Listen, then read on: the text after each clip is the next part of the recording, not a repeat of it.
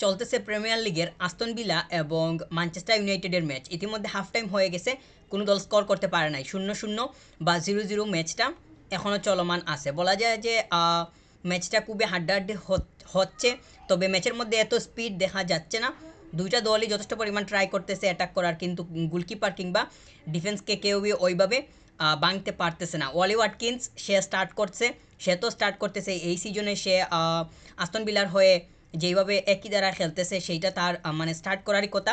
সে তো মানে ম্যানচেস্টার ইউনাইটেডের এগেনস্টে আস্তন ভিলার ম্যাচ, মানে এই দুইটা ম্যাচ দুইটা দলের, মানে এই ম্যাচটা দুইটা দলের জন্যই গুরুত্বপূর্ণ। যে পয়েন্ট নেবে দেখা যাবে যে উপরের দিকে থাকার কিংবা এই দল মানে ম্যানচেস্টার ইউনাইটেড যদিও একটু নিচের দিকে আসে পয়েন্টের দিক থেকে, কিন্তু আস্তন ভিলা তো একটু উপরের দিকে আসে, কিন্তু তারা যদি পয়েন্টটা নিতে পারে তাহলে তারা আরও আপের দিকে চলে যাওয়ার সম্ভাবনা থাকবে। আর ম্যানচেস্টার ইউনাইটেডের তো তারা মাত্র একদম কম পয়েন্ট নিয়ে মাঝামাঝি অবস্থান করতেছে টেবিলের, কিন্তু তারা যদি উপরের দিকে যাইতে চায় তাহলে এই ম্যাচটাও, মানে প্রত্যেকটা ম্যাচই তো জিততে হবে, কিন্তু আজকের ম্যাচটা তাদের জন্য অনেক বেশি ইম্পর্টেন্ট বলেই মনে করতেছি। মার্কোস রাশফোর্ড সে স্টার্ট করছে এবং গার্নাচো, এই দুইটা স্টার্ট করছে। মার্কোস রাশফোর্ড সে গত ম্যাচটাও স্টার্ট করছিল এবং সে যথেষ্ট পরিমাণ তার মানে ইতিবাচকতা দেখিয়ে খেলতেছে, আর খেলতেছে বলেই এরিক টেন হ্যাগ তাকে বারবার প্রেফার করতেছেন। এইটা তার জন্য আমার কাছে বলা হয় যে একটা বাড়তি অ্যাডভান্টেজ। অবশ্যই অ্যাডভান্টেজ না, এই প্লেয়ারটা স্টার্টিংয়ে খেলা ডিজার্ভ করে, এখানে অ্যাডভান্টেজের কোনো কিছু নাই।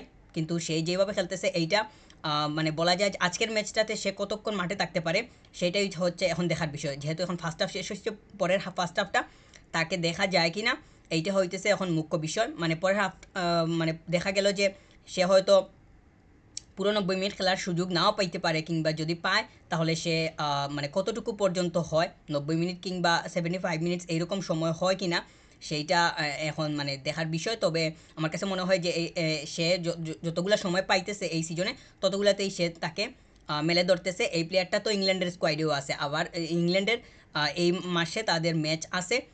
তো এই প্লেয়ারটা মাঠে থাকা মানে ইংল্যান্ডের জন্য অ্যাডভান্টেজ বলে মনে করতেছি। আর ওয়ালি ওয়াটকিন্স সেও তো মানে যথেষ্ট পরিমাণ খেলার সুযোগ পাইতেছে। আস্তন ভিলার যতগুলা ভরসার জায়গা আছে ওয়ালি ওয়াটকিন্স অন্যতম একজন।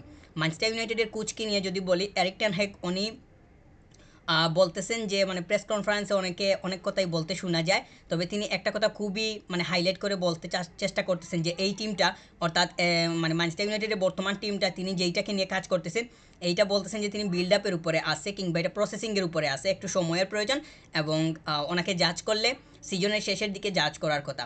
কিন্তু ম্যানচেস্টার ইউনাইটেডের বর্তমান যে অবস্থা এখানে তো মানে প্রসেসিংয়ের বিষয়টাতে তো কোনো ধরনের মানে পজিটিভিটির দেখা পাওয়া যাইতেছে না, যেইটা এরিক টেন হ্যাগ মানে কোচকে এরিক টেন হ্যাগকে অনেক বেশি প্রশ্নবিদ্ধ করতেছে। ওনাকে নিয়ে বহু ধরনের কথাবার্তা মানে অহরহই বর্তমান সময়ে শোনা যাইতেছে, যেইটা ওনাকে আমার কাছে মনে হয় যে বিব্রত করতেছে। তবে বিব্রত হওয়ারই কথা। যেইভাবে পারফরমেন্স করে যাওয়া হইতেছে ম্যানচেস্টার ইউনাইটেডের কাছ থেকে, এইভাবে হয়তো কখনো আশা করা হয় না। মানে তারা এই সিজনটা যে খুব ভালোভাবে শুরু করছে, তাদের তো প্রিমিয়ার লিগে পয়েন্ট টেবিলে মাঝখানে অবস্থান করতেছে। তারা যদি উপরের দিকে যাইতে চায় তাহলে তো কোচকেও অনেক বেশি ভূমিকা পালন করতে হবে। ওনার যে প্ল্যানিংটা সেইটার এক্সিকিউশনটা কতটুকু মাঠে হইতেছে সেইটার উপরেও তো অনেক কিছু নির্ভর করতেছে। ফলাফলটা কোন দিকে যাবে সেটাও তো ওনার প্ল্যানিংয়ের উপরে নির্ভর করতেছে। অবশ্য এখানে প্লেয়ার্সদেরও অনেক বেশি রেসপন্সিবিলিটি থাকা দরকার, থাকে। শুধু তো প্ল্যানিং থাকলে হয় না, মানে সেইটা বাস্তবায়ন ঘটানোর জন্য প্লেয়ারদেরকে দায়িত্ব পালন করতে হয়। তো গত দুইটা ম্যাচে আমরা দেখছি যে ব্রুনো ফার্নান্দেজ তাদের ক্যাপ্টেন, সে দুইটা ম্যাচেই রেড কার্ড পেয়ে মাঠ ছাড়লো। মানে প্রথম ম্যাচটা থেকে তার একটু লেসন নেওয়ার দরকার ছিল যে পরের ম্যাচটাতে সে কতটুকু সচেতন থাকবে, ওইখানে সে কিভাবে কি করলে মানে কার্ড থেকে বাঁচতে পারবে, কিন্তু কোনো ধরনের সচেতনতা ওইভাবে দেখা যায়নি। রেড কার্ড যেহেতু পাইছে, রেফারি তো আর এমনি এমনি রেড কার্ড দিয়ে দেয় নাই, এখানে নিশ্চয়ই মানে তার কারণ ছিল, এই জন্যই দিয়ে দিছে। তো লাস্ট দুইটা ম্যাচে সে রেড কার্ড পাওয়ার পর আজকের ম্যাচটাতে এখন পর্যন্ত অর্থাৎ 45 মিনিট পর্যন্ত তাকে যথেষ্ট পরিমাণ কনসার্ন দেখা যাইতেছে এবং সে যথেষ্ট পরিমাণ রেসপন্সিবল অবস্থায় আছে বলেই মনে হইতেছে। সে মানে যে কোনো ধরনের ট্যাকলে যাইতেছে না কিংবা কোনো কিছু মানে সংঘর্ষের বিষয়েও যাইতেছে না, যেটা তারকে অনেক বেশি মানে রিস্ক ফ্রি রাখতেছে কার্ডের দিক থেকে, যেটা ভালো বলে মনে করতেছি। ম্যানচেস্টার ইউনাইটেড তারা যে তিনটা মিডফিল্ড নিয়ে আস্তন ভিলার এগেইনস্টে আজকে স্টার্ট করছে, ওইখানে কোনো সিডিএম নাই, সেন্ট্রাল ডিফেন্সিভ মিডফিল্ডার নাই। তারা উগারদিকেও রাখে নাই, ক্যাসেমিরোকেও রাখে নাই। কুবি মাইনু এরিকসন আর কুবি মাইনু এরিকসন এই দুইটা আর মাঝখানে হচ্ছে ব্রুনো ফার্নান্দেজ, এই তিনটাকে নিয়ে স্টার্ট করছে, কিন্তু এই তিনটার কেউই তো সেন্টার ডিফেন্সিভ মিডফিল্ডার না। তো সেন্টার ডিফেন্সিভ মিডফিল্ডার ছাড়া তারা অ্যাওয়ে ম্যাচ খেলতেছে, অলরেডি ফার্স্টটা মানে পাড়ি দিয়ে ফেলছে, কোনো গোল হজম করে নাই। এইটা তাদের জন্য অনেক বড় সুখবর। কিন্তু এইটার স্থায়িত্ব পরের হাফে গিয়ে কতটুকু হয় সেইটা হইতেছে মুখ্য বিষয়। আমার কাছে মনে হয় যে মানে সেকেন্ড হাফে যে কোনো দিকে হোক স্কোর আসবে। আর মানে ফার্স্ট হাফ দেখে যতটুকু মনে হয়েছে যে ম্যানচেস্টার ইউনাইটেডকে এই ফার্স্ট হাফে একটু বেশি পজিটিভ মনে হচ্ছে, তবে সেকেন্ড হাফে গিয়ে কী হয় সেটাই দেখার বিষয়। ম্যানচেস্টার ইউনাইটেডকে নিয়ে মানে এক হাফ দেখে পরের হাফের জন্য প্রেডিক্ট করাটা কোনোভাবেই মানে ঠিক হবে না। মানে এই সিজনের তো প্রশ্নই উঠে না, কারণ হচ্ছে মানে তারা একটা ম্যাচে ভালো করলে পরের দুইটা ম্যাচে তাদের এমন অবস্থা হয় যে ওইখানে প্রেডিকশন আর চলে না এরকম।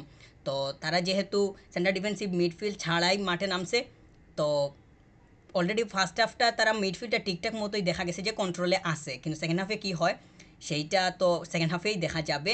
আর তারা লিসান্দ্রো মার্তিনেজ এবং ডিলিক্ট এই দুইটা যে তাদের ডিফেন্ডার একদম মেইন পজিশনের কিংবা মূল জায়গা, মানে এই সিজনে আমরা দেখতেছি যে তারা এই দুইটা প্লেয়ার খুবই মানে সলিডলি খেলে যাইতেছিল, কিন্তু এই দুইটার কাউকে স্টার্টিংয়ে রাখা হয় নাই। হ্যারি মাগিউর আর ইভান্স তাকে প্রেফার করা হয়েছে এই দুইটা প্লেয়ারকে।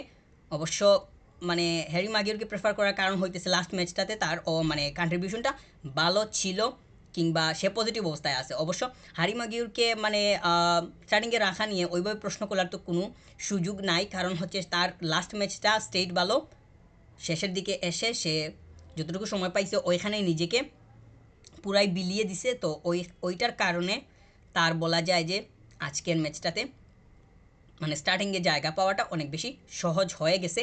তবে এখন পর্যন্ত মানে মানে ফার্স্ট হাফটা দেখে হ্যারি মাগিউরকে সলিড মনে হয়েছে। সেকেন্ড হাফে গিয়ে সে সাব হয় কিনা বা কোনো সমস্যার কারণে সে মাঠের বাইরে যায় কিনা তাকে অনেক মানে মানে সে ফাউলের শিকার হইতেও দেখা গেছে কিংবা হয়েছে। তো এর কারণে যদি মাঠের বাইরে যায় বা কোনো কারণে তাকে যদি সাব করানো হয় সেটাও হলে হতে পারে। ডিলিক্ট এবং সরি ডিলিক্ট এবং লিসান্দ্রো মার্টিনেজ এই দুইজনের যে কোনো একজনকে আমার কাছে মনে হয় অথবা দুইজনকেই হইতে পারে যে সেকেন্ড হাফে দিয়ে দেওয়া হবে, কারণ এই দুইজন তো সলিড অবস্থায় আছে। তাদেরকে তো এরা তো এই মুহূর্তে বেঞ্চের প্লেয়ার না, কোনোভাবেই না। আমার কাছে তো ডিলিক্ট এবং লিসান্দ্রো মার্টিনেজ এই দুইজনের কাউকেই এই মুহূর্তে বেঞ্চের প্লেয়ার মনে হইতেছে না। তবে ম্যানচেস্টার ইউনাইটেডের তো মানে প্লেয়ার্স আছে, কিন্তু তাদের প্ল্যানিংটা কিংবা কম্বিনেশনটা মাঠের মধ্যে মিলতেছে না। একটা প্লেয়ারের সাথে আরেকটার যে মানে বুঝাবুঝির যে সম্পর্কটা এইটার কোনো স্ট্রংনেস ওইভাবে দেখা যাইতেছে না, যার কারণে তারা আমার কাছে মনে হয় যে তারা তাদের এক্সপেক্টেড যে রেজাল্টটা আছে এইটা থেকে তারা বঞ্চিত হচ্ছে কিংবা পাইতেছে না। তো এইটার মানে তারা তো আজকে সেন্টার ডিফেন্সিভ মিডফিল্ড নিয়ে নামে নাই। অবশ্য ফার্স্ট হাফে তাদের কোনো সমস্যা হয় নাই, তবে আমার কাছে মনে হয় যে সেকেন্ড হাফে গিয়ে উগার দিকে দেখা যাইতে পারে অথবা ক্যাসেমিরোকেও হয়তো দেখা যাওয়ার সম্ভাবনা থাকতে পারে। তাদের যদি পয়েন্টস দরকার হয় তাহলে তাদের যথাযথ পরিকল্পনার প্রয়োজন, যথাযথ জায়গায় যথাযথ প্লেয়ার্সকে নিয়ে আসতে হবে। তো তাহলেই দেখা যাবে যে ওইখান থেকে ভালো মানের সাপ্লাই আসতেছে কিংবা কম্বিনেশনটা মিলতেছে। আর রাশফোর্ড গার্নাচো দুইটা সাইডেই তারা স্টার্ট করছে, তাদের দুইজনেরই মানে এখন পর্যন্ত ঠিকঠাক, কিন্তু পরবর্তীতে কিংবা সামনে যে হাফটা আসতেছে ওইখানে গিয়ে তারা কতটুকু থাকে কিংবা থাকতে পারে সেটাই হইতেছে দেখার মুখ্য বিষয়।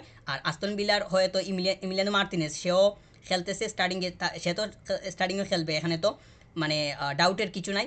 কয়েকটা সেভ করছে, অবশ্য এগুলো তার জন্য কোনো মানে ডেঞ্জারাস ছিল না, একদম হাতেই ছিল, সেভ করে বাঁচিয়ে দিছে।